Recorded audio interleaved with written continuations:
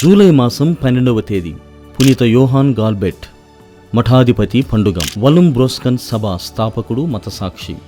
పునీత యోహాన్ గాల్బెట్ గారు ఇటలీలోని ఒక ఉన్నతమైన మంచి క్రైస్తవ కుటుంబంలో జన్మించారు. వీరికి ఒక సోదరుడు ఉండేవారు. ఏదో తెలియని కారణంపై ఒక హంతకుడు తమ తమ్ముని హతమార్చగా వాడిని ఎలాగైనా పట్టుకుని చంపాలని పగతో రగిలిపోయేవారు. ఒకరోజు ఆ హంతకుడు ఎదురుపడగా తమ వరలోని కత్తితో అతన్ని చంపబోయాడు.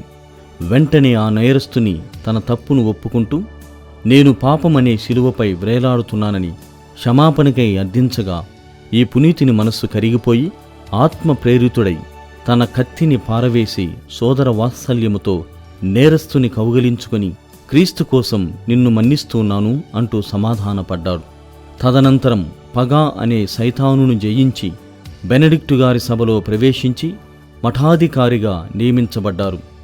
క్రీస్తు కోసం మరింత కఠినమైన జీవితం జీవించాలంటూ మఠం విడిచి వలుం బ్రోసన్స్ సభను స్థాపించి మఠంలో చేరే సన్యాసులు ప్రార్థన, క్షమాపణ, కఠోర జీవితమును కలిగి ఉండాలని బోధించారు.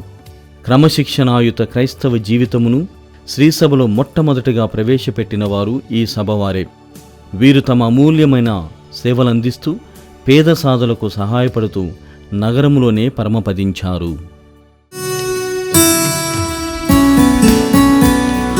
పునీత యోహాను